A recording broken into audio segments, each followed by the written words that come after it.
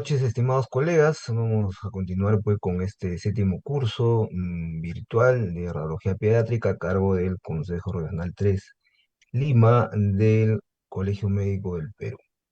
Vamos a presentarles a la doctora Joan Graus Botton. Ella es médico asistente del servicio de radiología del Hospital María Auxiliadora, ¿no? Tiene amplia experiencia como médico radiólogo, también trabaja en clínicas privadas, también docente de pregrado, y nos va a tratar pues, el tema de la radiología pediátrica en el sistema urinario. Entonces lo va a dejar con la doctora Graus. La doctora puede empezar su ponencia.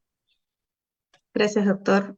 Buenas tardes. Un saludo cordial para el comité organizador y bueno, saludos a todos ustedes, colegas, que el día de hoy me van a acompañar para hacer este esbozo, ¿no? En estas 2 horas que tenemos por delante, del capítulo de radiología del sistema urinario en población pediátrica, ¿no? Esto orientado un poco al primer nivel de atención, ¿sí? Eh, Me parece que se ve bien mi pantalla, ¿sí? Muy bien, se ve muy bien. Ya. Vamos a comenzar entonces. A ver. Ya. Entonces, bueno, estos son brevemente los puntos que vamos a ir desarrollando. Una pequeña introducción. Voy a explicarles brevemente sobre las técnicas de imagen que vamos a utilizar en mayor medida para poder evaluar a nuestros pacientes. ¿Cuál es la patología más frecuente que involucra el sistema urinario? Seguiremos con unos cuantos casos clínicos y bueno, les compartiré un poco de bibliografía. ¿Por qué es importante que tengamos en consideración este tema para la población pediátrica? Eh, Tenemos que recordar que los neonatos y los niños tienen unas características eh, propias de su desarrollo que son diferentes a la de los adultos, ¿no? En este sentido, es necesario que nosotros podamos reconocer y diferenciar cuáles son los hallazgos normales, ¿no? Para su estadio, para su edad, de las patológicas, ¿no? Para poder hacer nosotros la derivación que corresponda con el especialista, ¿no? Esto va a ser decisivo, va a ser muy importante, porque recordemos que aquí lo que estamos tratando de descartar es la posibilidad de que pudiésemos estar frente a una anomalía del desarrollo, algún cuadro importante que pudiese condicionar insuficiencias o alteraciones importantes en nuestra población.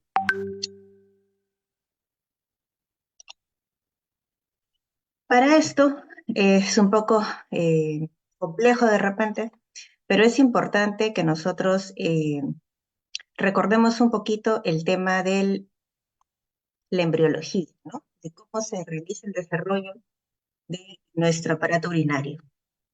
Para esto tenemos que recordar que este aparato empieza a desarrollarse a partir de la 4ª semana de la gestación con la formación del pronefros, ¿sí?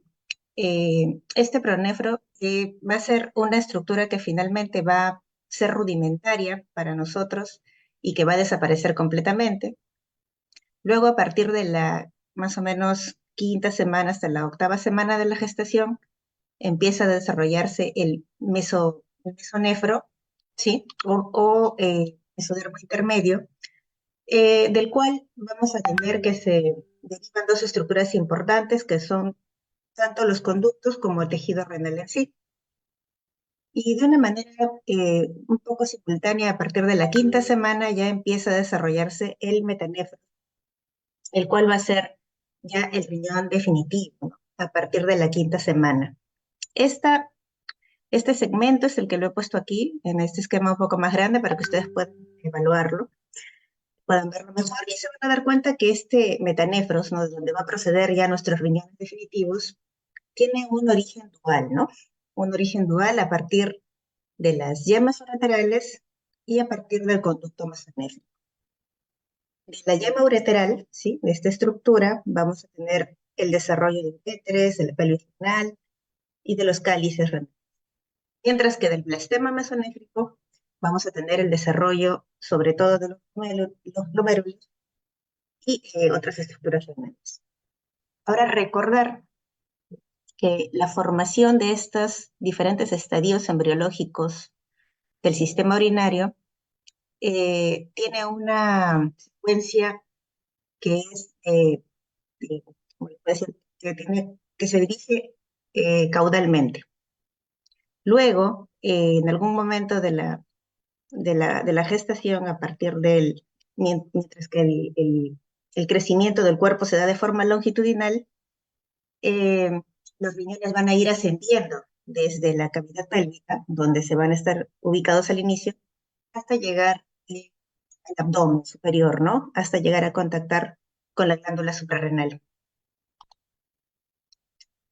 Habíamos comentado entonces que íbamos a brevemente referirnos a las modalidades de imagen. Creo que aquí esto ya se lo esperaban. El ultrasonido es la técnica de elección que vamos a tratar nosotros de utilizar para revisar a nuestros pacientes pediátricos. Como lo pongo aquí, resaltado debido a que básicamente no utiliza radiación ionizante, ¿no? Siempre debemos recordar que al tratarse de niños, debemos en la medida de lo posible de evitar su exposición a la radiación. Entonces, aquí estamos viendo algunas imágenes, ¿sí? Ecográficas. Aprovecho en mencionarles que en la medida de lo posible debemos tratar de utilizar eh, transductores que sean microconvexos, ¿no? Para, por ejemplo, hacer ecografías transfontanares o en el caso de las ecografías abdominales, como estamos viendo ahora para la evaluación renal, es mejor utilizar una sonda lineal, un transductor lineal, que un convexo, ¿no? Bueno, en este caso estamos viendo aquí a su izquierda la imagen correspondiente a un riñón de un neonato.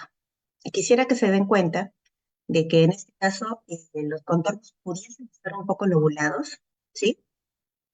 Esto podría llamarnos la atención y podríamos pensar que hay una alteración, ¿no? De este riñón. En este caso, al ser un neonato, estamos frente a lo que se conoce como un lóbulo fetal persistente, eh, que no es otra cosa que la falta de función en este momento de la vida del bebé de los lóbulos renales. Esto no es patológico y es un hallazgo que, como les repito, podemos encontrar en neonatos.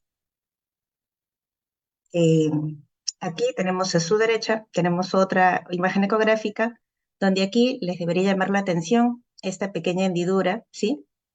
Que es ecogénica, que tiene pues una estructura que es similar al tejido graso que rodea el riñón, ¿sí?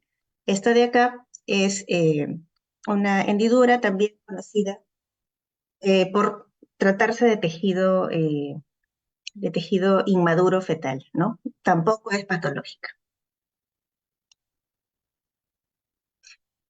Aquí tenemos otra donde lo que quisiera que ustedes vean es que a nivel de la base de las pirámides renales tenemos imágenes ecogénicas, ¿sí? Que se trata, al tratarse de un neonato, de tejido graso, ¿sí? En este caso, también puede tratarse de tejido proteináceo. Hay una muy en particular que es conocida, que es la proteína de Tamm-Horsfall, eh, la cual nuevamente en neonatos es un hallazgo normal. Recordemos esto y no pensemos que se trata pues de un tema patológico. Ahora, comparemos este riñón que está aquí a la izquierda con el que les muestro aquí a la derecha.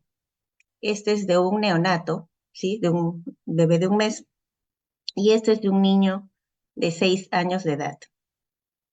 Ustedes se darán cuenta que este segundo riñón ya tiene las características que nosotros esperamos encontrar en un paciente adulto. ¿A qué me refiero con esto? Ya no vemos lobulaciones en sus contornos son lisos, estoy hablando de un riñón normal. Mientras que además notamos la diferencia de la ecogenicidad de la corteza, ¿sí? En un neonato, la corteza puede ser ecogénica, ¿sí? Más ecogénica incluso que su vecino, el vaso o el hígado, y esto es absolutamente normal. ¿En qué momento nosotros ya tenemos una imagen más similar al riñón adulto? A partir de los 6 meses de edad. Entonces, cuando tenemos pacientes más pequeños, ¿sí? Tenemos que recordar que esta ecogenicidad cortical, el poder encontrar lobulaciones fetales, el poder encontrar estas áreas ecogénicas y así mismo el tener las pirámides hipocogénicas y notoriamente definidas, son hallazgos que son normales para esta edad.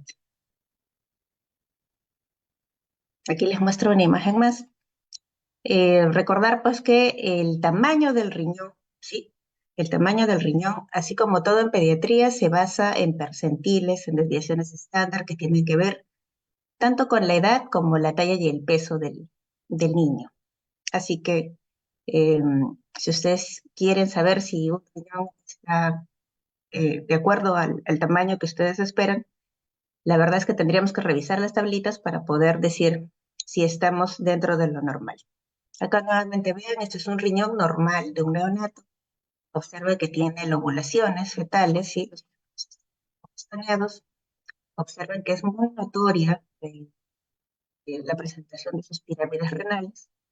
Y observen también cómo su corteza es ecogénica, ¿sí? Esto es lo que les venía mencionando, ¿sí? En la etapa pediátrica debemos revisar la edad, eh, la talla, para poder nosotros decir entre qué percentil se encuentran nuestros tamaños de los riñones y poder decir si es adecuado o no. Bueno, aquí tenemos un mix de algunas que vamos a utilizar y que vamos a ir viendo a lo largo de la presentación. Eh, la ecografía, como les decía, tiene una utilidad que es bastante amplia para poder evaluar los diferentes escenarios clínicos que vamos a ver en pacientes. A continuación tenemos otra, que es la cistruretrografía miccional seriada o CUMS. En nuestro medio mayormente lo utilizamos con fluoroscopía.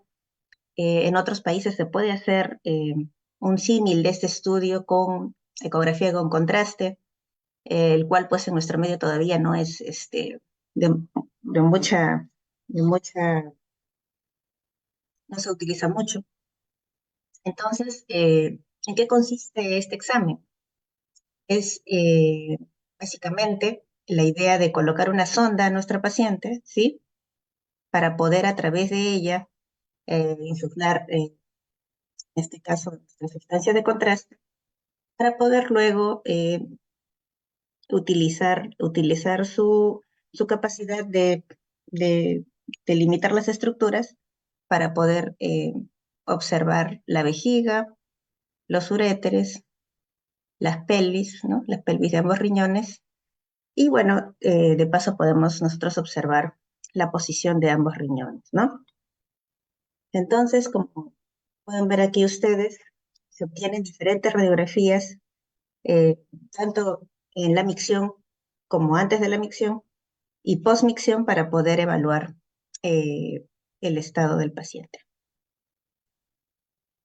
Básicamente, este estudio nos sirve para ver si tenemos reflujo vesicoureteral, ¿sí? Tenemos aquí una vejiga en un paciente femenino, ¿sí? Observamos el esfínter interno, el esfínter externo, este es el meato, ¿sí? Ya a la salida de la vagina. Y esto que ustedes ven aquí ha sido la entrada, la sondita, ¿sí? Hemos entrado por aquí, hemos insuflado el contraste, ¿sí? El cual se va retrogradamente hacia la vejiga. Y lo que nos debería llamar la atención es que vemos que aquí, ¿sí? A esta línea de densidad, ¿sí?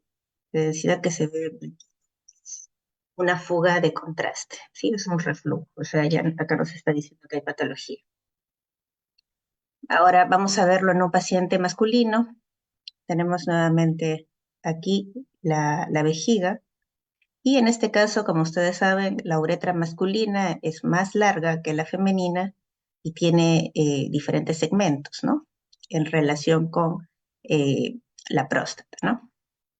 En este caso, igual se pone una sonda, ¿no? A través de la uretra en el pene y se inyecta sustancia de contraste para observar que el recorrido sea adecuado. Entonces, aquí vamos a ver unos ejemplos, ¿sí? Aquí estamos todavía en una fase inicial. Estamos viendo la represión vesical, ¿no? Inicialmente hemos puesto, como les decía, la sonda, hemos inyectado contraste y estamos viendo cómo se empiezan a delimitar los contornos de la vejiga. A continuación, acá se ha administrado más contraste y lo que nos debe llamar la atención es que esa sustancia de contraste, ¿no? Ha ido retrógradamente a través de ambos uréteres y ha llegado a pelvis renales, ¿no? La pelvis renal, eh, como les había mostrado al inicio, no debería llenarse así de esta manera del contraste. Y aquí vemos también que ya hay alteración de la forma de los cálices, ¿no? Este es otro caso de otro paciente en los cuales vemos, se inyecta el contraste, se llena la vejiga, y aquí vemos, ¿no? Que hay un área que nos debe llamar la atención, por las cuales hay un paso filiforme del contraste, pero retrógrada a esta vemos un llenado tortuoso, un llenado marcado de uretra, ¿sí?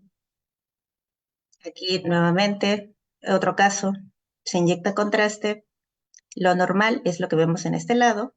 No debería pasar la sustancia de contraste de una forma eh, tan marcada como la vemos aquí, donde hay tortuosidad del uréter y alteración en la morfología de los cálices del riñón derecho.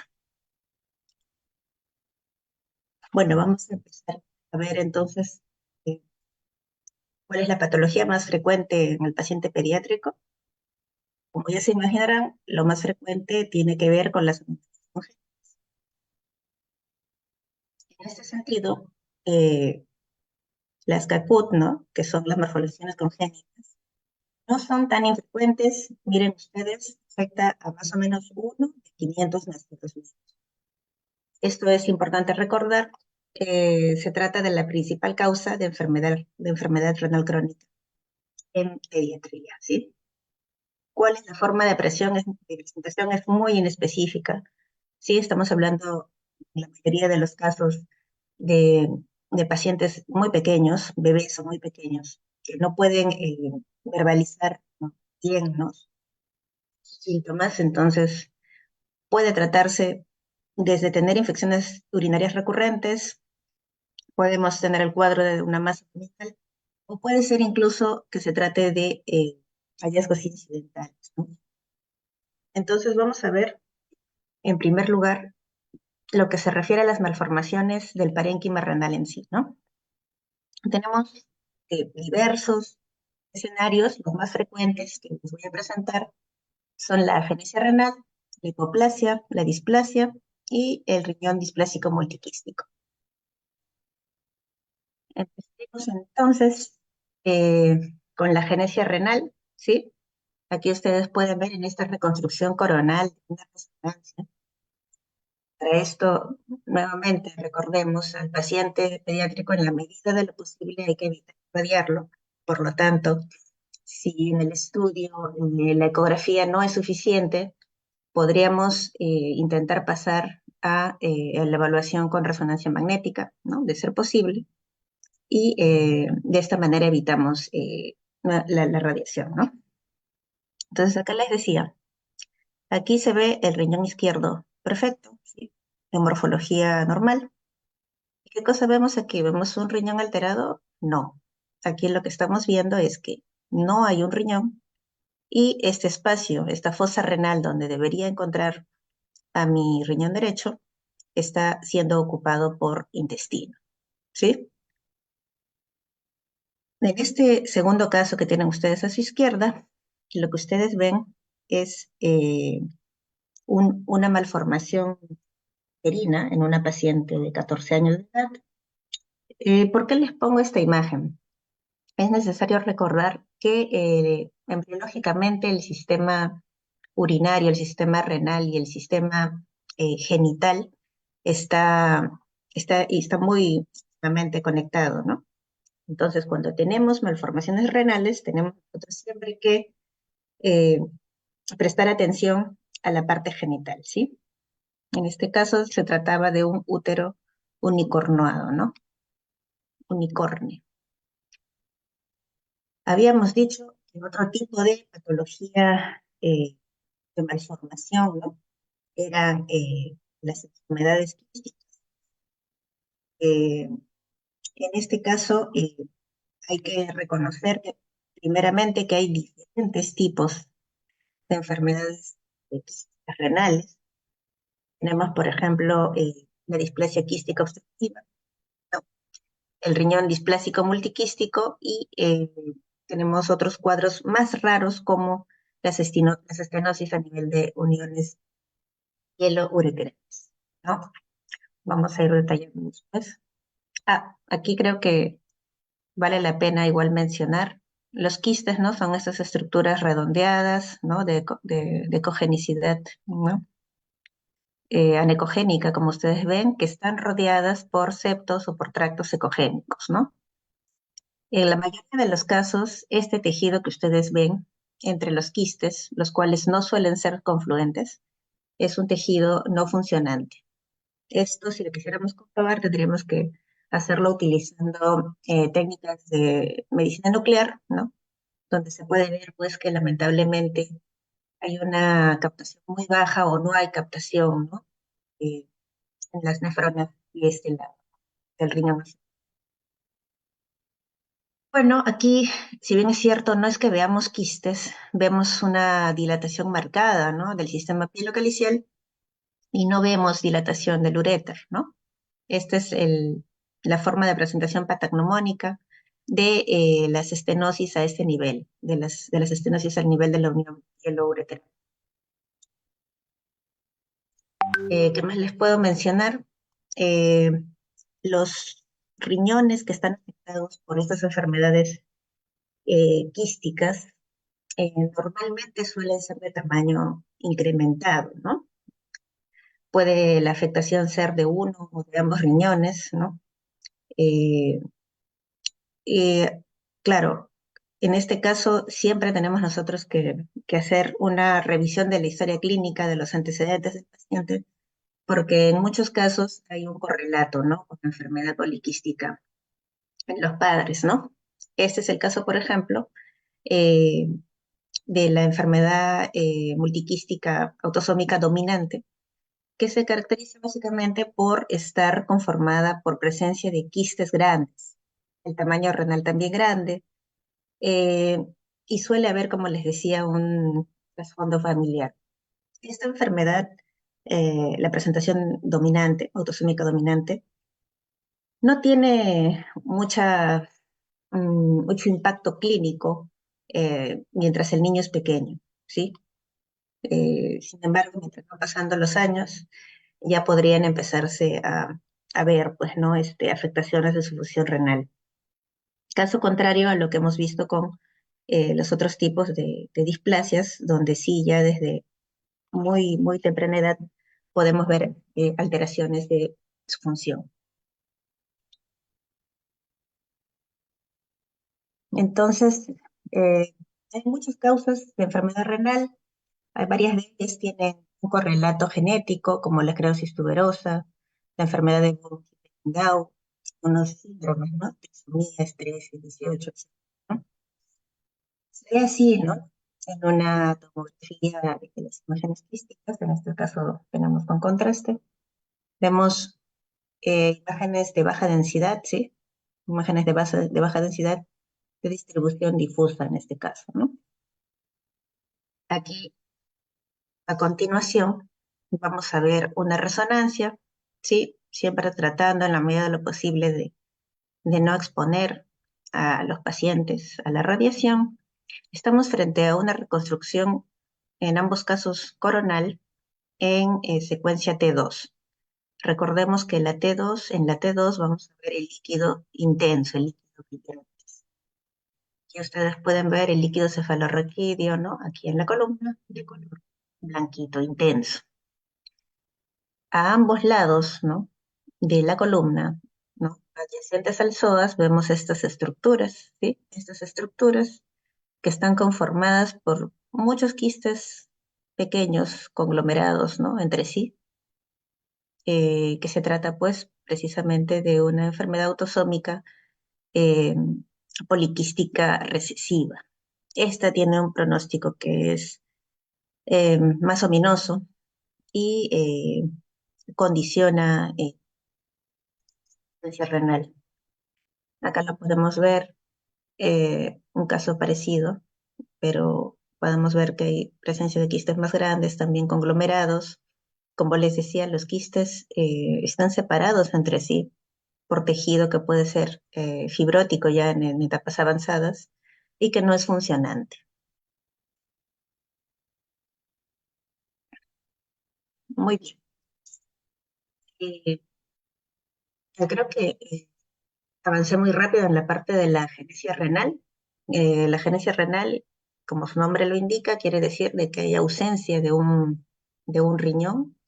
Eh, Esta normalmente, bueno, en la mayoría de los casos es unilateral. Ya se imaginan ustedes que eh, cuando se produce en ambos lados, ¿no? Es bilateral, es incompatible con la vida, ¿sí? Esto es lo que se conoce como el síndrome de Potter y debido a la anuria, ¿sí? Debido a que el bebé no puede producir orina mientras está en la etapa de gestación, se produce oligoamnio severo y esto lleva a que haya hipoplasia pulmonar, ¿no? Y de esto fallecen esos bebés. En la agenesia unilateral, en cambio, ¿sí? Eh, Normalmente vamos a ver que no hay incluso alteración de la función renal o el paciente es asintomático cuando el riñón que sí tiene el paciente compensa la función de los dos. Esto que le quería mostrar aquí a ustedes era, bueno, para que lo revisen, algunas consecuencias que puedan asociarse a la agenesia renal. O sea, si nosotros tenemos un paciente que ya sabemos o sospechamos que tiene un solo riñón, que es monorreno, ¿sí? Tenemos que, si se trata de una de mujer, tenemos que revisar, como les había mencionado, los genitales internos, ¿no? Porque podría haber ausencia o hipoplasia de la vagina o incluso del útero, ¿no? En el caso de ellas. En el caso de los varones, ¿sí? Tendríamos que hacer una ecografía también testicular para nosotros poder observar si tiene o no tiene el epidídimo, vesículas seminales, etcétera. Decía, están muy relacionados. Ah, renal. Ahora, ¿qué es esta imagen que les pongo aquí, no? Esta es una imagen de la glándula suprarrenal que adopta una disposición alargada, como ustedes verán aquí, o algunos dicen acostada, ¿no? Que es el signo de la glándula suprarrenal acostada o de la suprarrenal en la almohada, ¿sí? Debido a que como no tiene el riñón, ¿no? ¿Sí? En su aspecto inferior, adopta esta posición, ¿sí? Aplanada, ¿no? Como si estuviera apoyada. Bueno, ahora vamos a ver algunas anomalías que están relacionadas con la migración. Básicamente hay dos del grupo, las más importantes, la ectopia renal y una herradura. La ectopia renal, ¿no? Como su nombre lo dice, se refiere a que eh, el órgano, el riñón, está localizado fuera de su posición habitual.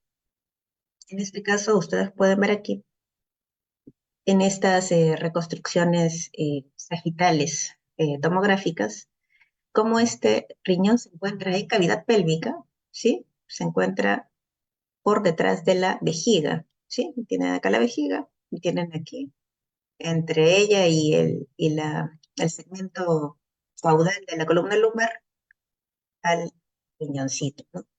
Ahora quisiera que noten de que no solamente es que esté fuera de posición, sino que usualmente asocia alteraciones de su funcionamiento y de su morfología.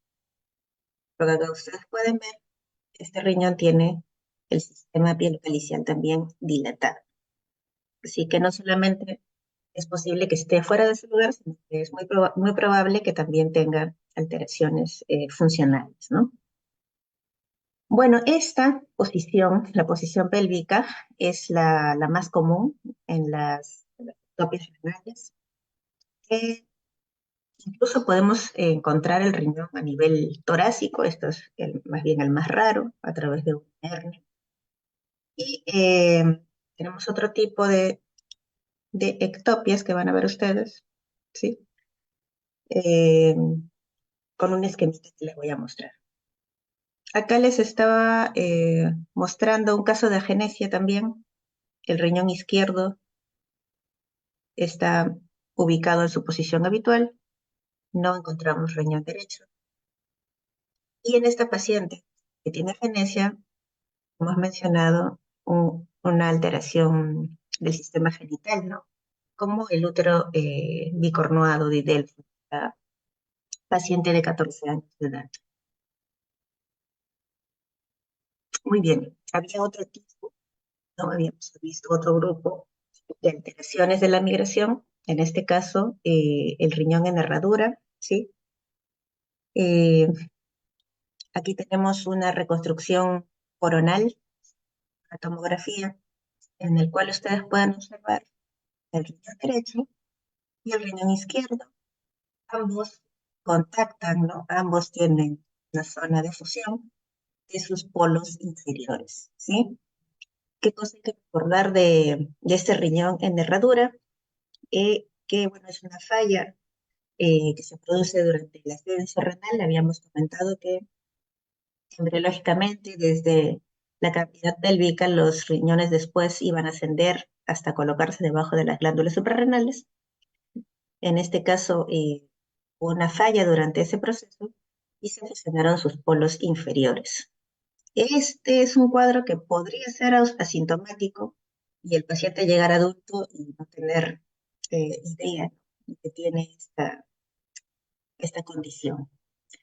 Sin embargo, hay que recordar de que eh, al haber habido este fallo durante la embriogénesis, estos son riñones que en su mayoría tienen mayor riesgo de presentar reflujo y mayor riesgo de que se produzca, por ejemplo, obstrucciones a nivel de la unión pielo-ureteral, ¿no?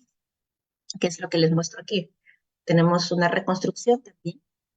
Observamos ambos uréteres, ¿no? Que conducen a cálices que tienen una morfología alterada, ¿no? Se trata de un riñón en herradura, ¿no? Ustedes ven aquí que se encuentran unidos, ¿no? A través de su polo inferior. Ven ustedes que el riñón del lado izquierdo se encuentra desplazado medialmente, ¿no? Hacia la línea media, ¿sí? Y pueden observar ustedes que la morfología de sus cálices se encuentra pues distendida, engrosada, ¿no? Ha perdido la angulación y la forma en copa fina, ¿no? Que es la que tenemos pues en pacientes sanos.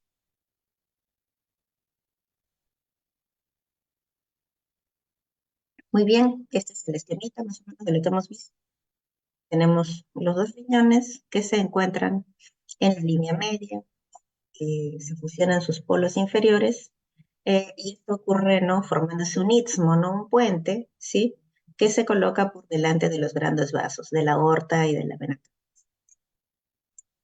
Esto que ven ustedes aquí se ha tratado de buscar, ¿no?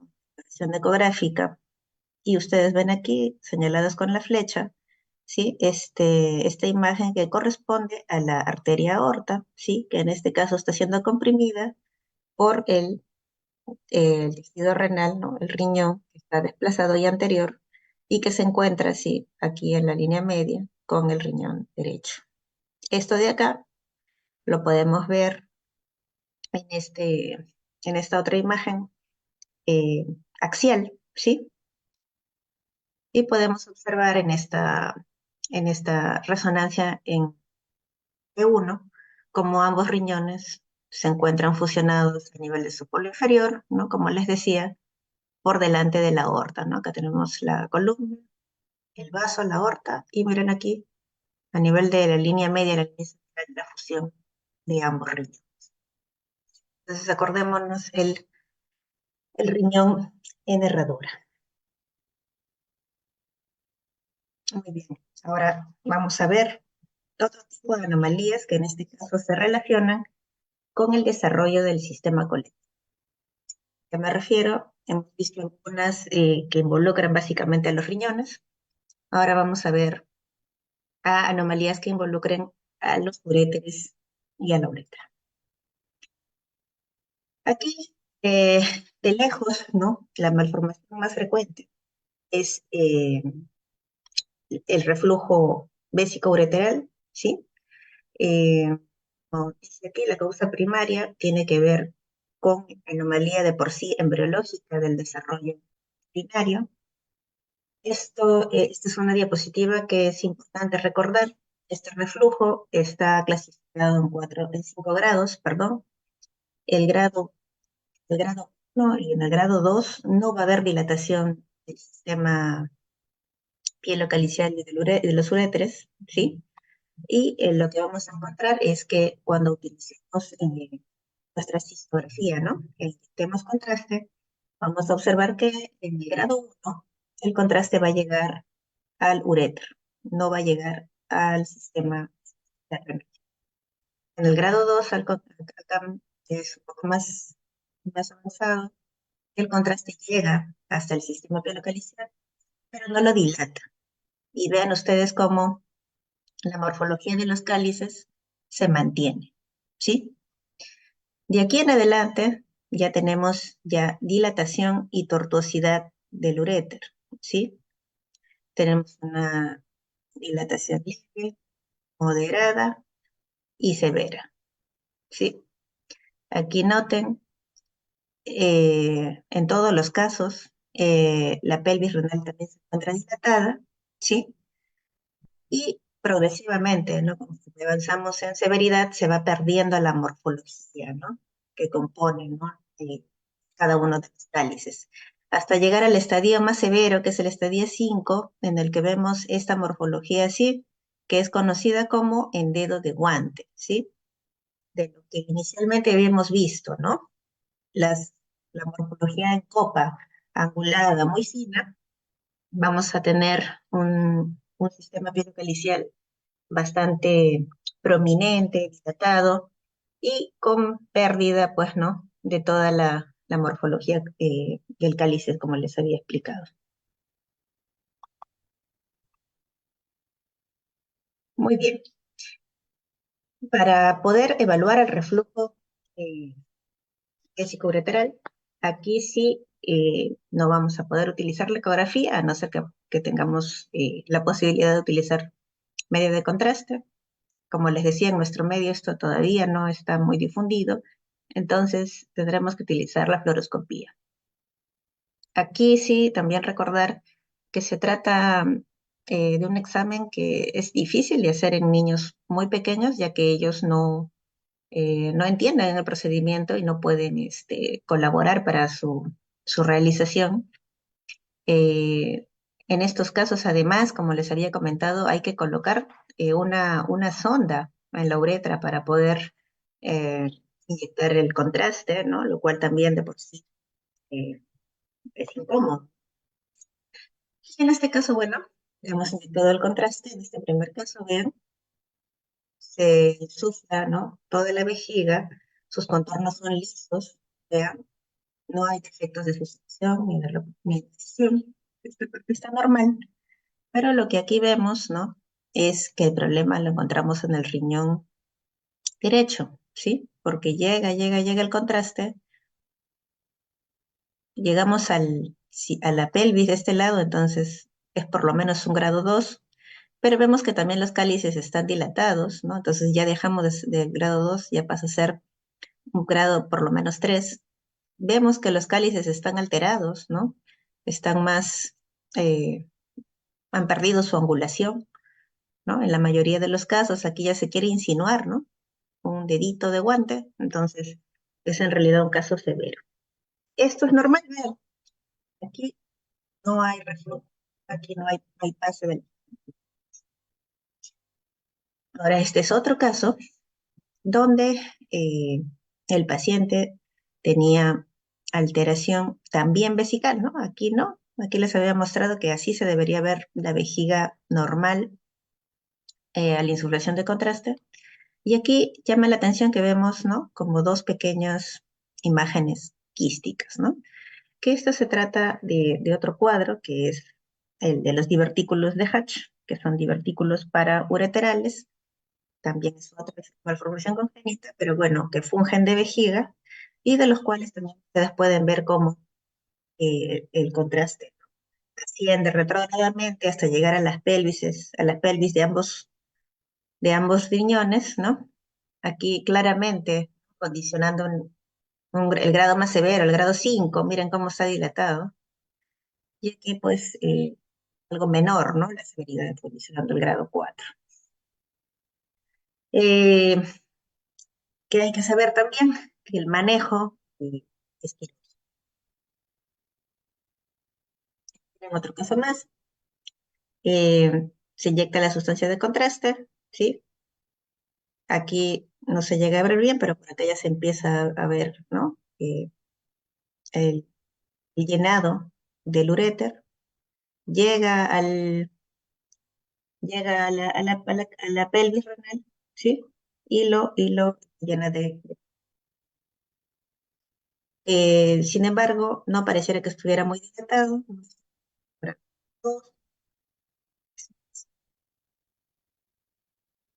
Y aquí tenemos un grado 1, mira. Este era el uréter derecho, el uréter izquierdo. Hay reflujo, ¿ven? A la porción más, el tercio distal del uréter, pero hay. Sería un grado 1. Aquí, nuevamente, el llenado vesical. Acá ya no tenemos ni siquiera que pensar mucho, ¿no? Ya hemos visto tortuosidad y marcada dilatación del uréter, de la pelvis, el dedo de guante, grado 5 en el lado izquierdo, mientras que en el lado derecho, igual, ¿no? Hay tortuosidad, dilatación del uréter, de la pelvis, pérdida de la morfología, ya no estamos en un grado 3, será por lo menos un grado 4. Muy bien. Otra anomalía de la migración que habíamos mencionado, ¿no? Era las ectopias renales, ¿no? Habíamos dicho que las ectopias consistían en que el riñón se encontraba fuera de su posición, fuera de la fosa renal que le corresponde. Eh, hay varios tipos, como ustedes pueden observar, ¿sí? Eh, las más frecuentes, ¿no? Las más frecuentes en este caso hemos considerado que el riñón izquierdo es el ectópico, ¿sí? ¿Ven? Cruza la línea media, ¿sí? Cruza la línea media y se dispone por debajo, ¿no? Caudalmente del riñón derecho, fusionándose, ¿no? Sus polos, ¿no? En este caso, vean, es importante notar no solamente la posición que adopta el riñón ectópico, sino también que ustedes se den cuenta de que puede haber alteraciones de la rotación, ¿sí? En este caso, miren, está todavía de disposición vertical, ¿sí? En este caso, en el B, no solamente se fue al otro lado, sino que además rotó, ¿sí? La rotación normal, vean, era hacia adentro, con el hilio medial. Sin embargo, aquí se puso, ¿no? Cruzó la línea media, se dispuso caudalmente al riñón derecho y además rotó, ¿sí? Obviamente, en este caso, hay mayor incidencia, mayor probabilidad, mayor riesgo de tener mayor alteración funcional. Y bueno, si tenemos diferentes posibilidades, ¿no? Posibilidades de ectopia, ya no migró y se dispuso caudalmente, sino se dispuso en el polo superior del riñón derecho, ¿no? Donde ustedes ven mayor tortuosidad, ¿no? Del uréter, sea mayor alteración probable de la función. Este es un caso muy raro, que haya una ectopia bilateral, ¿no? El riñón correspondiente a la fosa renal izquierda le gusta a la derecha y el de la derecha le gusta. Bueno, este caso sí es relativamente más frecuente, ¿no? Podemos ver a los dos riñones juntitos, ¿no? Eh, en una fosa renal.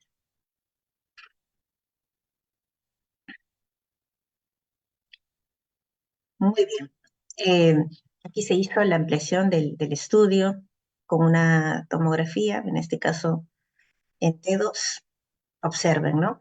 Estos axiales, esta es la línea media, vean, ¿sí? Se guían ustedes por el cuerpo vertebral. Noten aquí un riñón, el riñón derecho, y este riñón que debería estar por acá, se encuentra situado por delante de la vértebra, ¿no? Y y una fusión, ¿no? Contactando el riñón derecho. Igual acá, ¿sí? Lo mismo. Muy bien. Ahora eh, hablaremos de otra condición que es la duplicación ureteral. Normalmente la pelvis va a recoger a través de, ¿no? de una sola, va a recoger la salida ureteral, ¿sí? De una manera única. Hay otras formas de duplicación en las cuales hay, ¿sí? Una pelvis bífida, ¿sí? Y a continuación un uréter único que se inserta en la vejiga. Otro caso es que tengamos un doble sistema, ¿sí? Con doble pelvis, cada una con su trayecto ureteral que en algún momento contacta y caudalmente se une a la vejiga. Recordemos pues que el uréter va a ingresar a la pared vesical de una forma oblicua, ¿sí? Eso es anatómicamente lo normal. ¿Cuándo ocurre el problema? Cuando esta condición de duplicación se da a nivel mural, ¿no? Antes de la pared o incluso dentro de la misma. O, bueno, tenemos otro caso en el que podemos encontrar dos sistemas independientes cada uno con su uréter, ¿sí? Con obviamente dos inserciones en la vejiga, ¿no? Acá en este caso, cuando tenemos estas duplicaciones ureterales completas, ¿no? Porque estas son, no tenemos duplicaciones ureterales completas. Aquí hay que recordar una reglita, que es la de Weiher-Meyer, que normalmente dice que con mayor frecuencia es el uréter que corresponde al sistema superior el que va a drenar más caudalmente y más medialmente en la vejiga y que usualmente va a ser el que va a tener mayores problemas eh, de funcionamiento.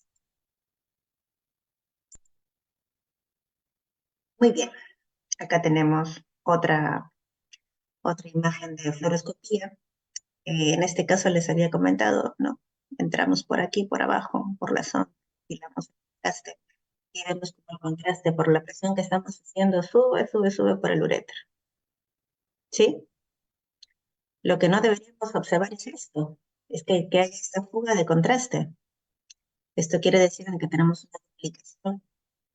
El uréter tiene una de ellas un cabo ciego, ¿no? Un cabo, digamos, suelto a nivel peritoneal. Nuevamente, eh, otro caso, llenamos con contraste la vejiga, observamos cómo el contraste empieza, ¿no? A retroceder por los uréteres y aquí vemos cómo, miren el calibre en este caso en el lado izquierdo es fino, es delgado, y aquí vemos cómo al inyectar el contraste se empieza a llenar y se empieza a engrosar y no avanza más el contraste. Es como el caso de aquí, con la diferencia de que este es un extremo ciego, cerrado, ¿sí? Entonces aquí esto se va a empezar a llenar, ¿no? A volumen, y aumentar sus diámetros, sus tamaños, mientras que aquí tiene un cabo pues que es abierto y al instilar el sistema, el lente de contraste, se difumina, ¿no? Se abre a la cavidad peritoneal. En ambos casos son formas también de duplicaciones ureterales. Muy bien, ahora ya hablamos de algunos cambios que podemos encontrar en los uréteres. Vamos a hablar ahora también de cuadros que tienen relación con la vejiga o con la uretra, como son las válvulas de uretra posterior y también algunas anomalías del uraco. Eh, Recordar que estas válvulas o valvas de uretra posterior son las causas de obstrucción congénita de salida, ¿no?, de flujo urinario vesical más frecuentes en varoncitos. Muy bien. Eh, entonces, esto es un poco complicado de explicarles. Es una ecografía, pero que se ha hecho a nivel transperineal, con la idea de poder observar el engrosamiento de las valvas, ¿no? O sea, la valva es básicamente un engrosamiento de un segmento ureteral. Aquí lo podemos observar también con la cistoretografía, cómo se inyecta el contraste, y llegamos aquí a un área donde encontramos este segmento marcadamente engrosado. Debería ser así, de este calibre, hasta llegar a la vejiga. Sin embargo, encontramos esta zona donde corresponde, pues, ¿no?, a una válvula ureteral en un paciente. Esta es una imagen, ¿no?, de ecográfica, pero con sustancia de contraste. Muy bonito. Bueno, acá tenemos otro ejemplo. Este es un paciente varón, les había dicho que en ellos era el problema. Eh, Se pone la sonda, se inyecta el contraste, vean, se inyecta el contraste, se inyecta el contraste, aquí pasa algo y mira, se dilata. Se dilató a este nivel de la uretra prostática, ¿sí? Y empieza a haber problema eh, con la represión, ¿no? Entonces, acá, ¿qué es lo que pasa? Eh, a diferencia del reflujo vésico-ureteral, en el cual eh, nosotros instalamos contraste y se iba a través de los uréteres, el problema era por aquí. En este caso, el problema es para la salida del contraste, ¿sí? Vean aquí ustedes nuevamente, hay una área de estenosis en este caso, que lo que condiciona es que este segmento que está anterior se llene de contraste, aumente de volumen y que el paso, ¿no?, hacia los segmentos más distales de la uretra sea difícil, ¿no? Nuevamente, el manejo en estos casos también es quirúrgico. A ver, ahora, eh, ¿qué más nos toca mencionar? También en relación a la vejiga, habíamos dicho, hay disfunciones vesicales que pueden tener origen neurogénico, ¿no? La vejiga neurogénica, y disfunciones de origen funcional, no neurogénicas. En el tema que nos corresponde, estas disfunciones neurogénicas, esta vejiga neurogénica está relacionada con otros síndromes que asocian, por ejemplo, espina bífidas, mielomeningoceles, ¿no? En el cual aquí ya hay un problema estructural, ¿no?, del sistema nervioso, y el paciente no va a poder tener control, ¿no?, para la micción. Aquí tenemos unos ejemplos, ¿sí? Eh, Vamos a empezar por acá. Esta es la vejiga, ¿sí? Y noten que aquí hay una imagen, ¿no?, redondeada, también anecogénica, igualita, ¿sí? Es conocida como el signo del quiste en el quiste, ¿no? El quiste dentro del quiste. En este caso estamos frente a lo que se conoce como un heterocele, ¿no? Es una dilatación quística, ¿no? Recuerden, habíamos dicho que el ureter atraviesa la pared vesical. En este caso tiene una dilatación quística. que ingresa a la vejiga y le resta volumen y condiciona que ella se altere. Vean cómo la pared se encuentra más engrosada, ¿sí? Vean cómo se encuentra heterogénea. Esta es una causa, pues, de vejiga. Ahora tenemos otro caso aquí. En este caso, observen cómo el uréter además se encuentra dilatado. Miren, este es el riñón, la pelvis, y en todo su trayecto, ¿sí? En todo su trayecto, el uréter se encuentra dilatado. Otra causa también de vejiga neurogénica. Ahora aquí, estas imágenes son bonitas, son también casos en la fluoroscopía de pacientes pediátricos, en el caso de la izquierda, un varón de 14, aquí un varón de 8 años.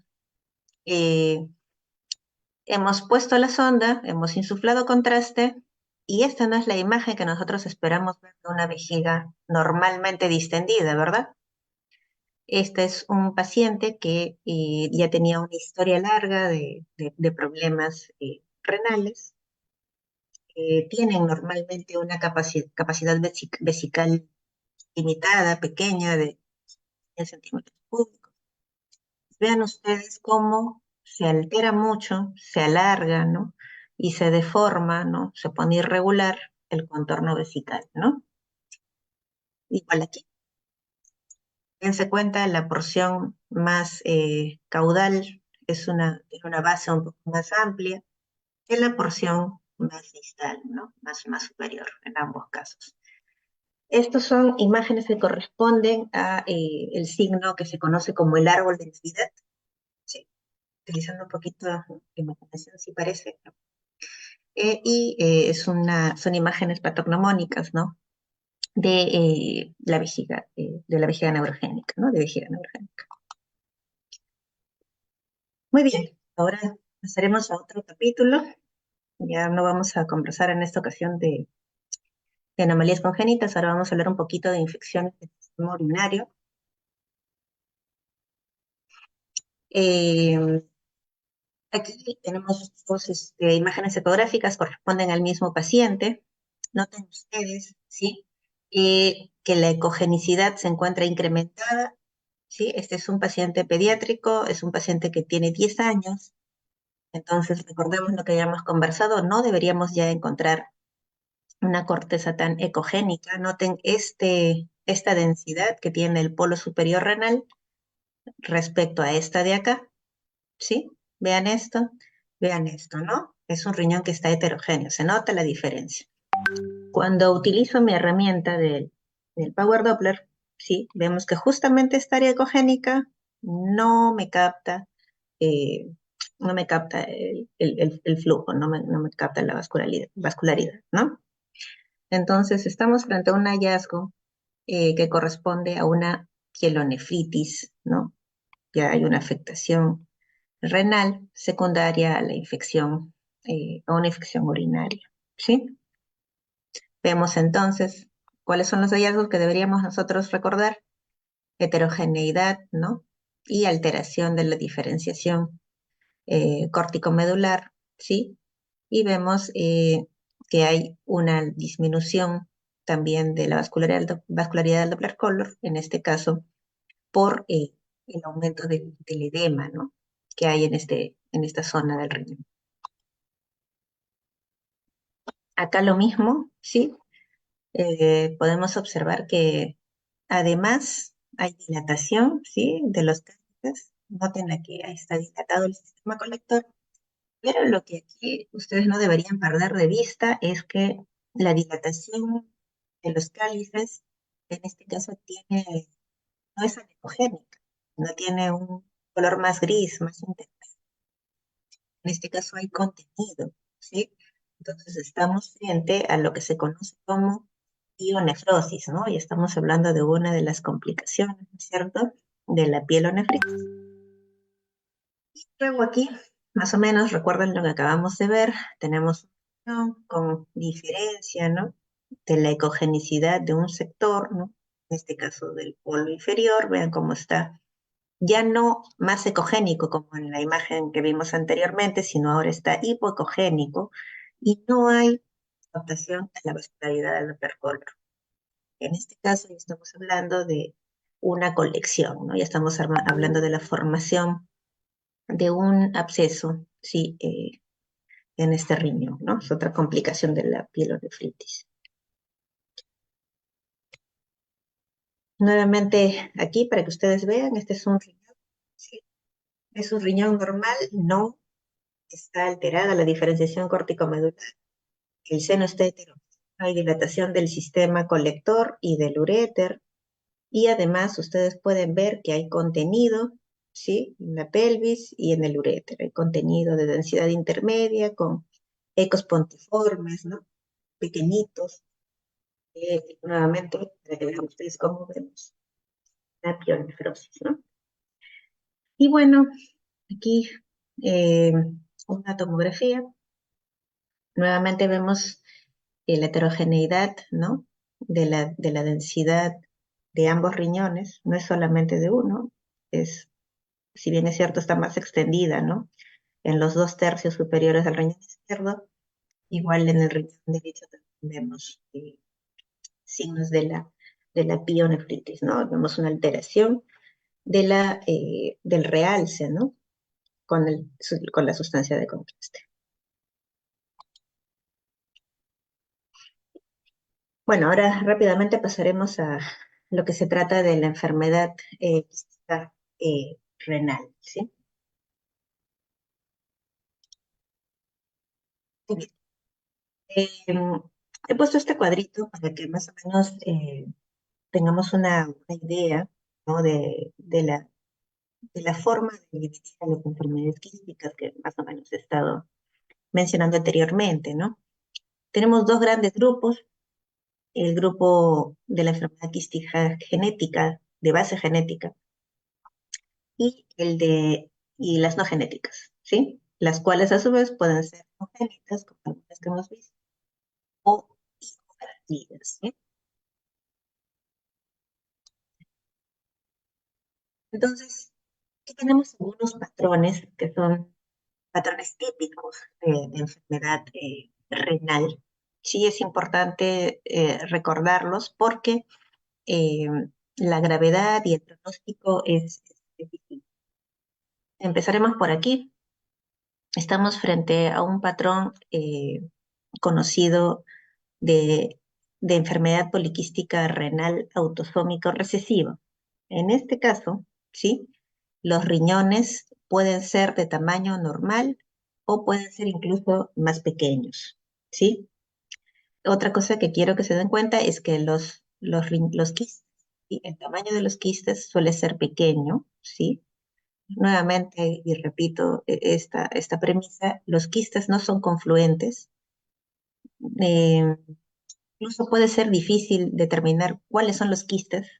En este caso, estos que les estoy mostrando aquí son los más grandes, pero aquí en el medio, todo este tejido está repleto de quistes mucho más pequeñitos.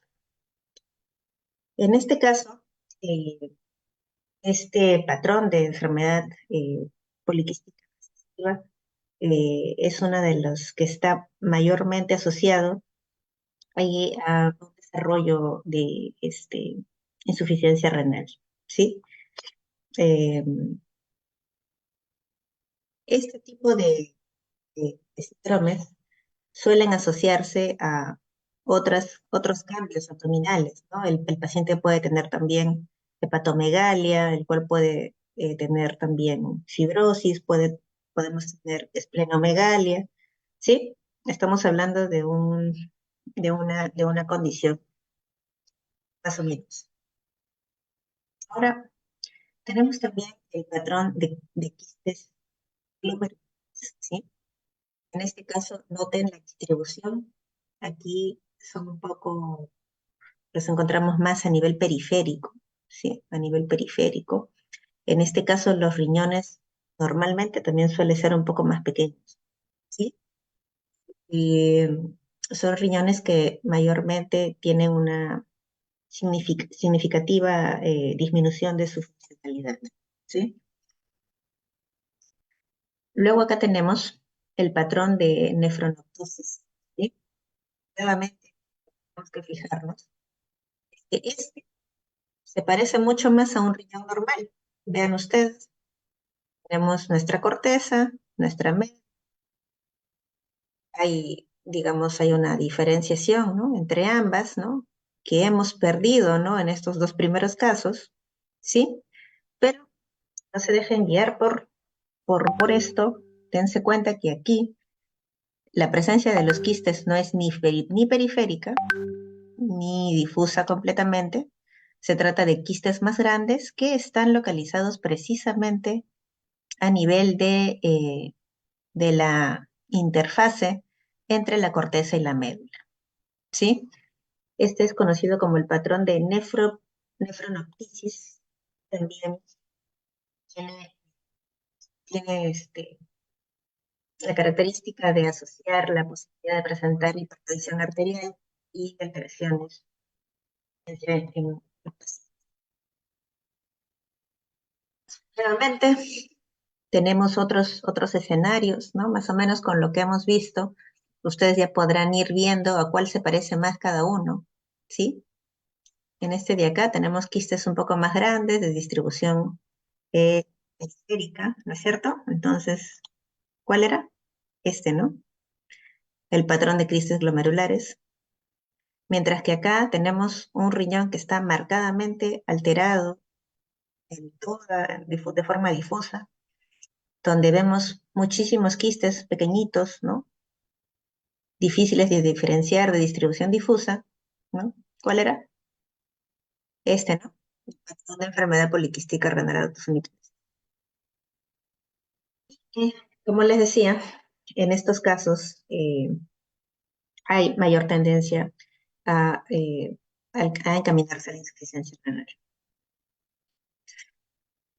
Bueno, no todo es malo cuando se trata de quistes, ¿no? También tenemos que tener en cuenta de que los niños también pueden tener eh, como hallazgo incidental, para lo cual nosotros tenemos, ¿no? La clasificación de Bosniak, con la cual para niños ha sido modificada, ¿sí? Y que básicamente nos va a poder eh, brindar, ¿no? Una guía para definir si el hallazgo es benigno, ¿no? Esto es para recordar la clasificación de Bosniak. Muy bien, seguimos avanzando. Ahora vamos a ver lo que se refiere a la enfermedad litiásica. En pediatría, sí, también hay litiasis en pediatría. Aquí vamos a ver dos capítulos grandes, básicamente, el que se refiere a la nefrocalcinosis y a la urolitiasis, ¿sí? ¿Cuál es la diferencia principal entre ambas? Bueno, en el caso de la nefrocalcinosis vamos a encontrar que estas calcificaciones no están en el sistema colector, sino están en el parénquima renal, ¿sí? Esa es la principal diferencia. La nefrocalcinosis. Causas de la nefrocalcinosis en su gran mayoría tienen que ver con alteraciones metabólicas que de alguna manera se relacionen a la hipercalciuria. Estas condiciones son diversas, ¿no? Vean ustedes, hay muchas, puede ser incluso por medicamentos, ¿sí? Y esto siempre, el hallazgo de signos de nefrocalcinosis siempre debe hacernos revisar, ¿no? Nuestro estatus metabólico en los pacientes. Muy bien, tenemos entonces nuestra primera vía de evaluación, de abordaje, ¿sí? El estudio ecográfico, vemos este riñoncito, donde lo que nos llama la atención es que en todas las pirámides, ¿no? Vemos esta densidad incrementada, ¿no? Más ecogénica, difusa, ¿sí? Es una imagen típica de nefrocalcinosis. Aquí tenemos la evaluación complementaria con tomografía sin contraste en un plano axial, donde podemos ver también, nuevamente, en la ubicación que corresponde con la médula renal, ¿no?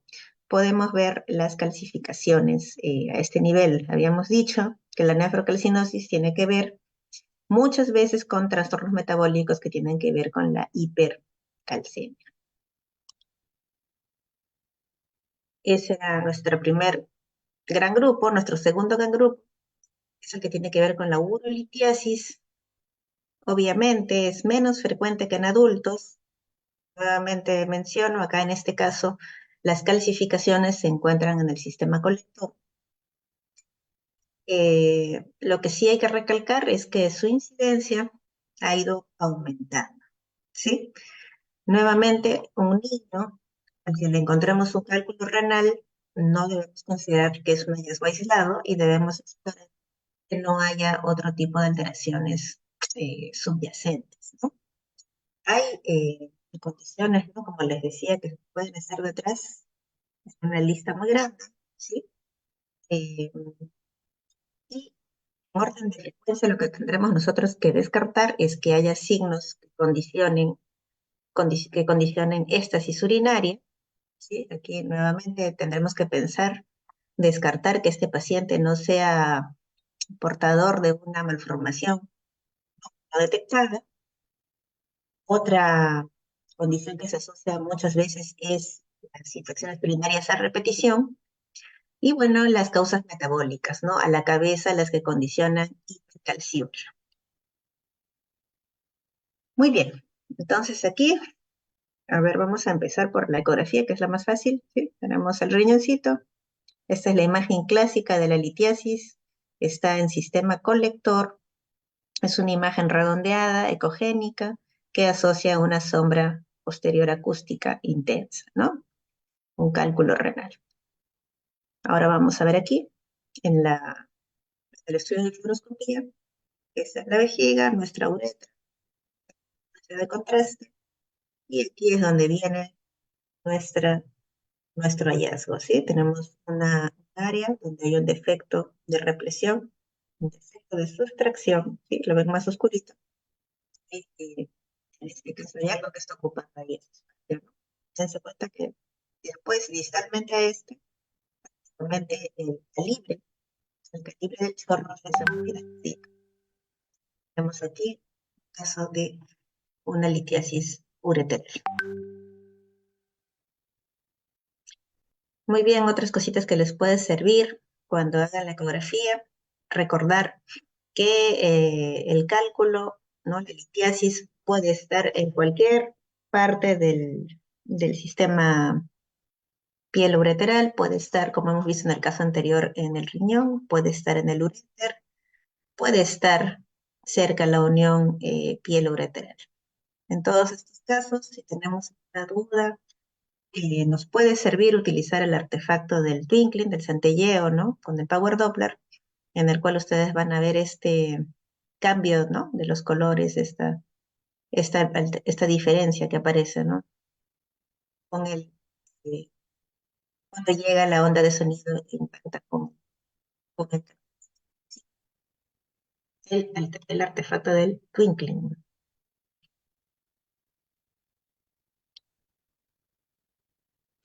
Aquí, para no olvidarnos de nuestra amiga la radiografía, ¿sí? No es muy sensible, esto lo hemos mencionado, me parece anteriormente, no es muy sensible la utilización de la radiografía porque bien sabemos de que hay cálculos que no son radiopacos y que no los vamos a poder ver, pero en este caso es evidente, ¿no? Tenemos un cálculo paraliforme, ¿no? ¿Sí? En este riñón derecho. Y bueno, aquí este paciente a nivel vesical, miren, tiene varios inquilinos, varias litiasis, vistos pues en una reconstrucción coronal tomográfica.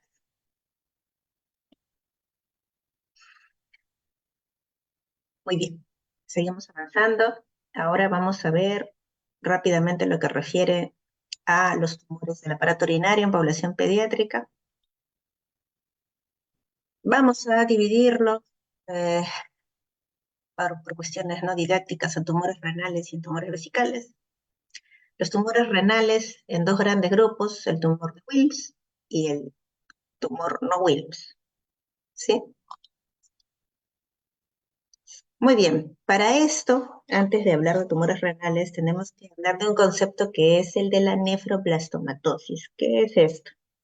Habíamos mencionado que durante el desarrollo embriológico, ¿no? Había dos estructuras que derivaban del mesodermo eh, para digamos, la secuencia, ¿no? El desarrollo renal. Entonces, este tejido renal fetal inmaduro, ¿sí? Cuando después persiste o se dispone en un riñón ya de un bebé o de un niño, causa esta condición que se conoce como nefroblástomatosis, ¿sí? Vean estos dos casos, son pacientes diferentes. Eh, este es un estudio tomográfico de un neonato en el que vemos aquí. Miren este riñón izquierdo, qué tal diferencia con el derecho, ¿no? Se encuentra de tamaño marcadamente incrementado, una morfología alterada, con una pérdida de la diferenciación completa, ¿no? De la corteza y la médula. Los contornos no se ven, tienen una buena interfase con el resto, ¿no? De las estructuras vecinas y es sólido. Todo esto estamos hablando de tejido nuevamente fetal, renal, ¿no? Inmaduro. Luego tenemos aquí otro caso. Aquí el afectado es el riñón derecho. El izquierdo también, vean como estos focos hipodensos, ¿sí? Son las áreas de nefroblastomatosis, pero noten cómo la alteración pues es marcada, no muy difusa en el riñón derecho.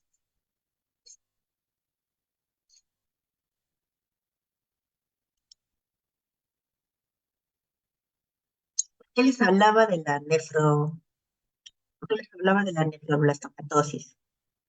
Esta condición es predisponente para el desarrollo en algún momento de la vida de tumor de Wilms, ¿sí? Por eso lo mencionaba. Tumor de Wilms, entonces, es el tumor renal más frecuente en los niños. Y la evaluación suele ser eh, incidental o suele ser causada por eh, la referencia de los padres de el niño tiene una masa abdominal.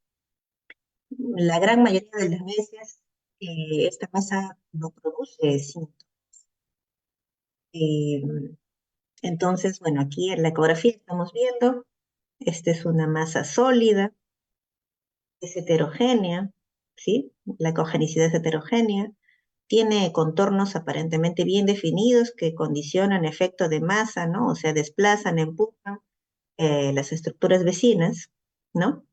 Y pueden tener áreas quísticas, ¿no? Internas, ¿no? Áreas que correspondan a degeneración por necrosis. Entonces se dice que este tumor de Wilms suele tener una pseudocápsula, ¿sí? Y por eso tiene una apariencia aparentemente circunscrita. A ver, en los casos avanzados de tumor de Wilms, tenemos que hacer la evaluación de las estructuras vasculares vecinas, ¿sí? De la vena cava, ¿no? Para evidenciar que hay una complicación tumoral.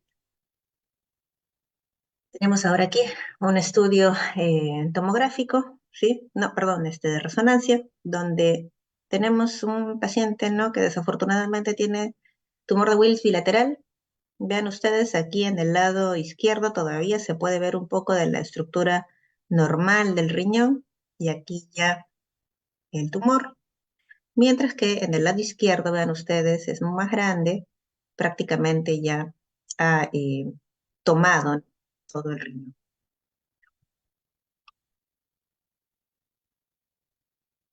Nuevamente, retomando el tema de la nefroblastomatosis, ¿no? Si un paciente tiene tumor de Wilms, yo tengo que hacer una evaluación exhaustiva, no solamente de ese riñón que ya sé que está enfermo, sino también del otro para descartar que no tenga nefroblastomatosis, ¿sí? Que ya habíamos dicho que es una condición precursora.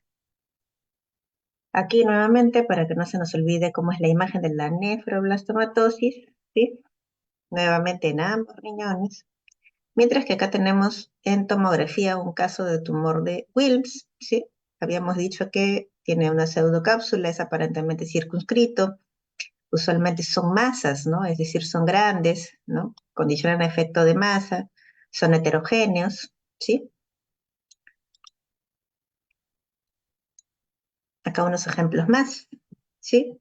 En resonancia, veamos una masa bastante extensa, que cruza la línea media, cruza la línea media, lado derecho de la fosa renal derecha, cruza hasta el otro lado.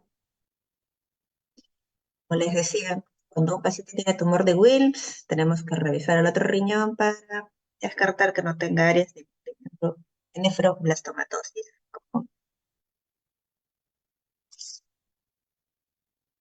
Eh, este es otro caso de otro paciente.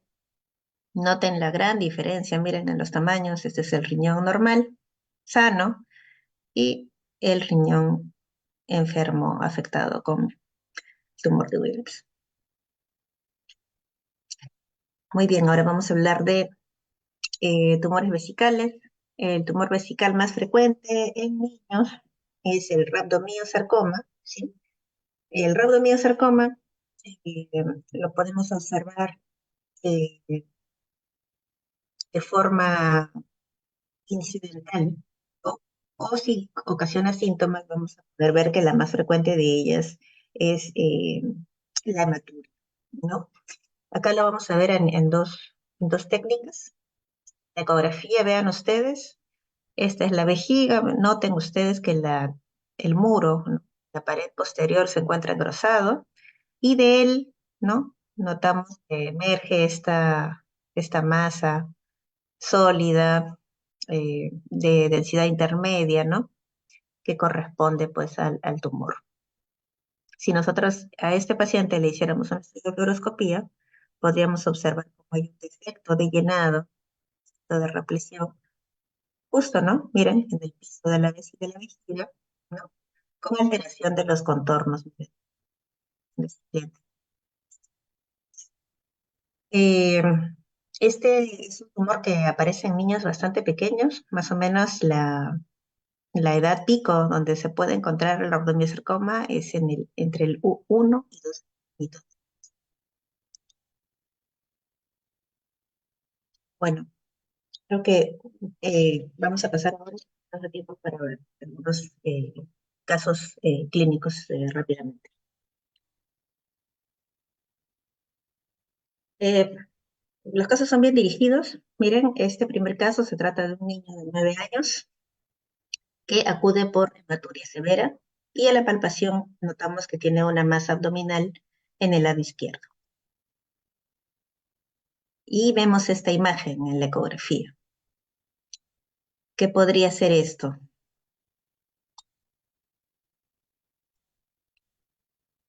Este es el riñón, ¿sí? El riñón izquierdo.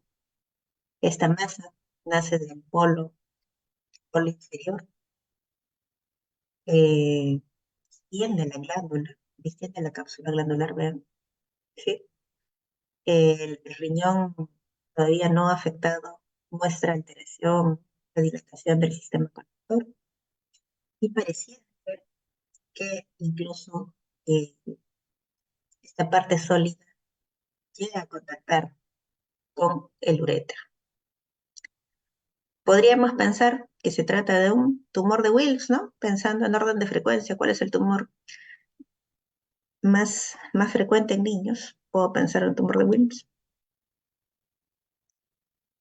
Le hacemos una resonancia. El riñón este es derecho normal, no vemos focos de nefroblastomatosis, pero vemos aquí una masa que es heterogénea. Ya no sé si les llama la atención que los contornos no son tan bien definidos como habíamos mencionado. Por de Wilms hay una pseudocápsula. Notamos también otro detalle, que es el hecho de que hay colaterales similares, ¿sí? Que están por dentro del riñón incluso, ¿sí? Y entonces esto además asocia, miren, cambios la grasa renal, ¿no? Las estructuras vecinas que están ya por fuera del riñón. Ya, no sé cómo efectivamente, no era un tumor de Wilms, se trataba de un carcinoma celular. ¿Por qué se ha presentado este caso? Porque si bien es cierto en orden de frecuencia, el primer caso es el tumor de Wilms, el segundo lugar es el carcinoma de células renales, ¿sí? Eh, además, recordemos, se puede presentar en niños de más de 10 añitos y en niños que puedan tener síndrome. Ese también es el cáncer que va a aparecer en niños que ya han tenido neoplasias previas, ¿no? En niños que ya han tenido un tumor de Wilms o niños que hayan tenido, por ejemplo, leucemias que hayan involucrado el riñón, ¿no? Eh, y uno piensa que, bueno, ya pasó, se curó y aparece otra masa, hay que pensar ahí que podría tratarse de carcinoma de células renales. Es un tumor que es más agresivo que el tumor de Wilms, tiene un peor pronóstico, el manejo también es quirúrgico, la diferenciación por imagen es un poco más difícil. Recordar que no tienen, ¿no?, unos contornos o una pseudocápsula como si suele tener el tumor de Wilms. Y ambos son heterogéneos, pero el carcinoma de células renales tiene dos características que no suele tener Wilms, que es el hecho de que tiene calcificaciones, ¿no? El carcinoma de células renales, y además suele formar colaterales venosas, ¿no? Eso nos puede ayudar un poco. Ahora vamos a pasar al segundo caso. Es una paciente femenina de 4 añitos, que en este caso la madre nota que está hipoactiva, ¿no? Hay disminución de su actividad y pérdida de apetito, un poco difusos, ¿no? Y le hace una ecografía abdominal y vemos esta imagen en el riñón izquierdo. ¿Qué les parece? Podríamos pensar de pronto que se trata de una enfermedad quística, ¿no? Pero lo que aquí nos tiene que llamar la atención es que, vean ustedes, este es el polo inferior del riñón y vean esta área, ¿sí? Heterogénea, ¿no? ¿Sí? Que está conformada por múltiples quistes, ¿no? Aparentemente, pero que cuando utilizo el Doppler color veo que capta, veo que tiene vascularidad, cosa que no hacen los quistes, ¿no? Que están conformados por líquido. Entonces, es una imagen sólido quística, ¿sí? Bastante heterogénea, que prácticamente abarca, pues, todo el riñón, ¿no? Me deja este pedacito de acá nada más. Muy bien. Le pidieron una tomografía a esta niña. Y vean qué salió. Vean, salió esta masa, ¿ve? Bastante grande, que depende, ¿no? Como habíamos dicho, de un izquierdo, ¿no? Que tiene tabiques, ¿no? Tabiques finos, bastante, internos, ¿no? Fluentes. Esta sí, ¿no? Que tiene contornos bien definidos, que condiciona efecto de masa con las demás estructuras. ¿Tiene la apariencia de un tumor de Wilms? Yo les diría, con lo que hemos revisado ahorita, que no, ¿no es cierto? Porque esta se ve más quística, no como el de Wilms, como el de células renales que es sólido, ¿no? ¿Qué podrá ser entonces? Bueno, el diagnóstico fue un nefroma quístico, ¿sí? Este de acá, para que vean que no todo es malo, es un tumor benigno pediátrico, conocido también como nefroma quístico multilocular, ¿sí? Es benigno, normalmente es unilateral, puede pasar mucho tiempo para que desarrolle, por lo tanto, el paciente suele ser asintomático mucho tiempo, ¿no? Y lo que me pareció interesante de este cuadro es que hay dos picos de aparición, ¿no? En niños, niñas menores de 4 años, niños varones menores de 4 años, y en mujeres adultas entre 40 y 50 años. Lamentablemente, como ustedes han visto, estos nefromas, por más que sean lesiones benignas, suelen comprometer en gran medida el parénquima renal. Así que usualmente el manejo realmente es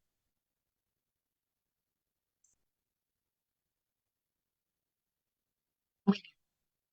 Ahora, este creo que me parece que es el último paciente de 12 años de edad, masculino, con historia de infecciones urinarias a repetición y que se encuentra febril. A ver, esta radiografía es el primer examen que se le realiza, 12 años.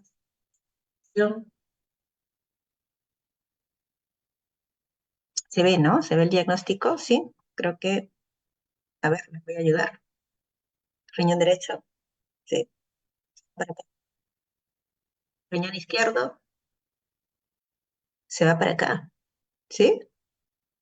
A ver, ¿será? No quiere, ahí está. Le tomaron una tomografía, le tomaron a una tomografía a este jovencito y efectivamente vemos que hay una fusión, ¿no? A nivel del polo inferior de ambos riñones, a nivel de la línea media, es decir, tenemos un riñón en herradura.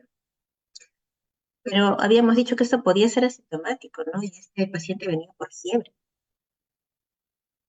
¿Y qué cosa es lo que también nos llama la atención cuando evaluamos el riñón del lado izquierdo?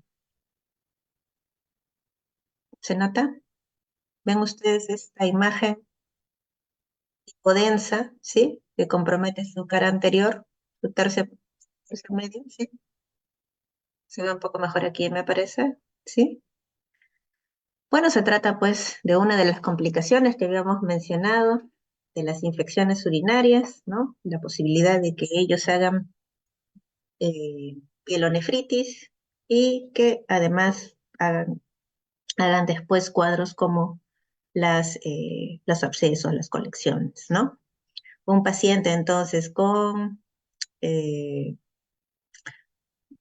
riñón en herradura tiene más posibilidades, más fácil que en ellos se produzcan infecciones urinarias que condicionen pielonefritis, las cuales a su vez se puedan complicar. Y bueno, ese ha sido nuestro diagnóstico, es una pielonefritis en el contexto de un paciente que tiene riñón en herradura. Ahora, creo que para cerrar les he dejado este caso más, verlo ustedes, es un caso interesante. Les había dicho que muchas veces, en muchas personas, este cuadro cursa de manera sintomática, ¿sí? Pero por la posición que adoptan los riñones de colocarse en línea media y por delante, ¿no? De los cuerpos vertebrales, su istmo por aquí, tienen también, así como mayor riesgo de infecciones, también tienen mayor riesgo de sufrir traumatismos. ¿Qué fue lo que le ocurrió a este paciente? Vean ustedes una tomografía con contraste, ¿sí? En la que ustedes ven el riñón aquí, fusionado con el riñón acá, acá pasó algo, y acá está el otro polo del riñón. Vean aquí un corte más inferior para que noten, es decir, la fusión, la fusión de los polos inferiores de ambos riñones. Y por el traumatismo, vean una laceración, ¿no? Completa, una laceración que ha destrozado, ¿no? Entonces, riñón izquierdo, lo corroboramos, ¿no? Con la salida, la fuga del contraste a la cavidad peritoneal. Bueno, me parece, colegas, que eso es todo. Esta es la bibliografía más o menos que he revisado y les agradezco a todos por su atención.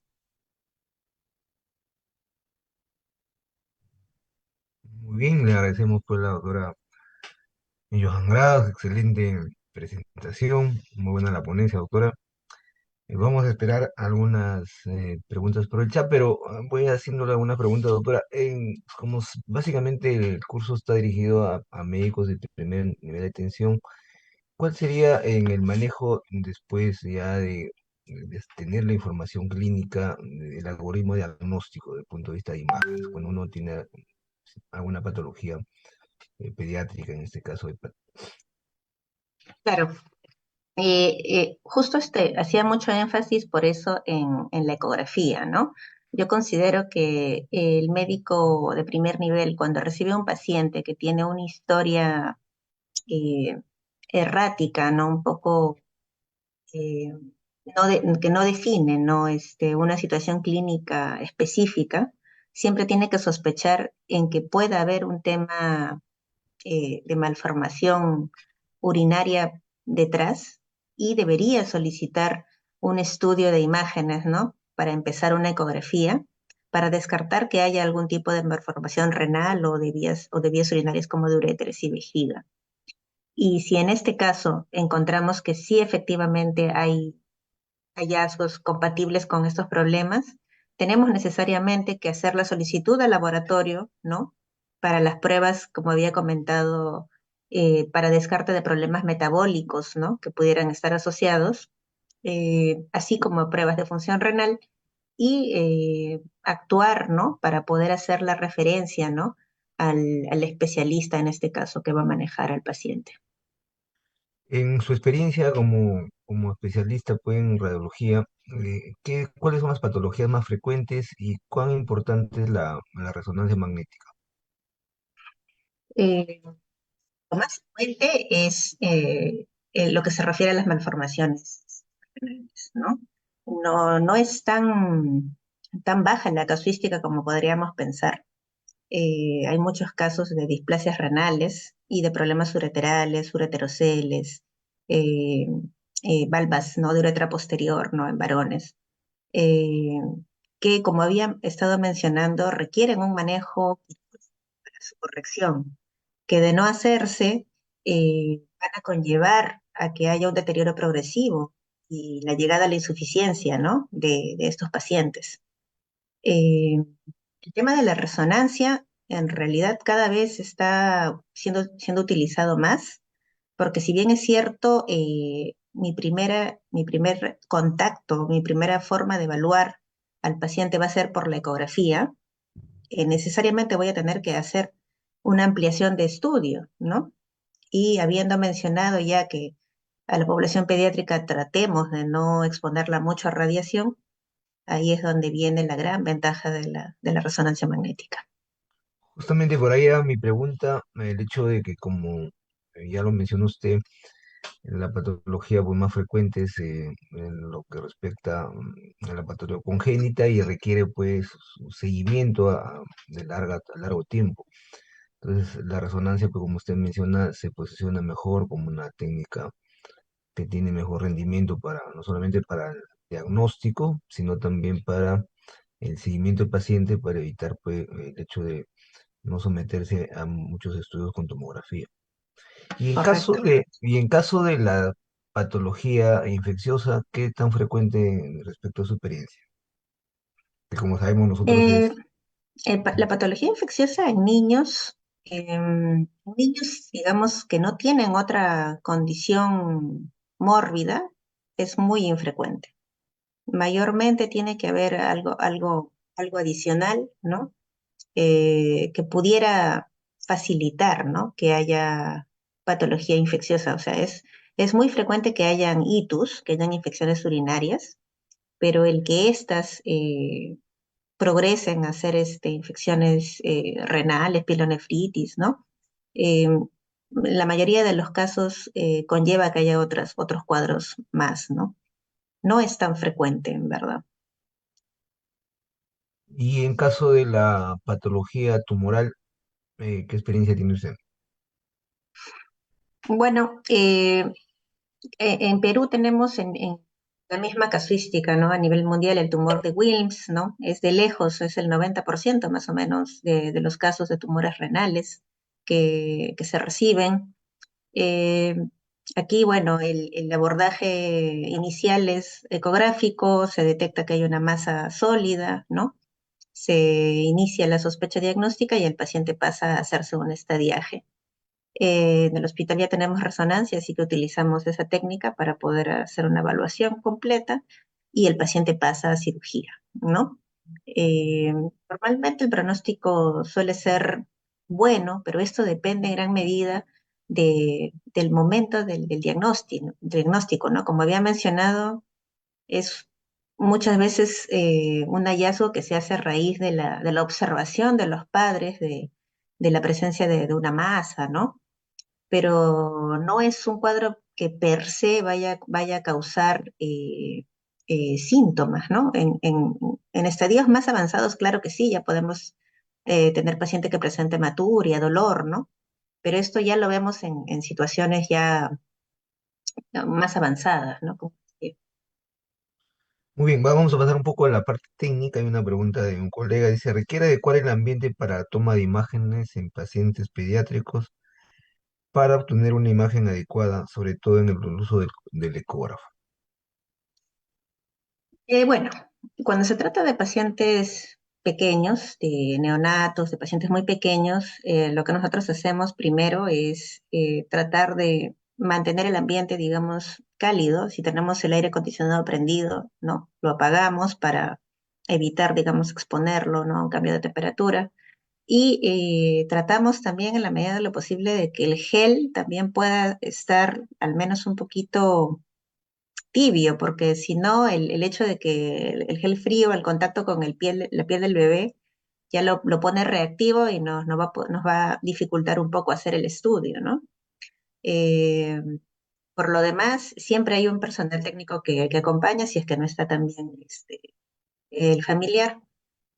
Y básicamente, como había mencionado, si es que el equipo, ¿no? Si es que el ecógrafo cuenta con transductores microconvexos que sean de alta resolución, es preferible utilizarlos, ¿no? Ya que estamos hablando pues de una superficie corporal en bebés que es más pequeña, este transductor nos va a poder facilitar la exploración.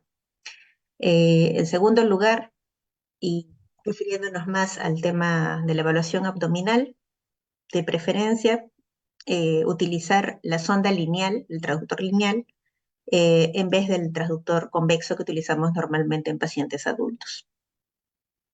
Eso básicamente.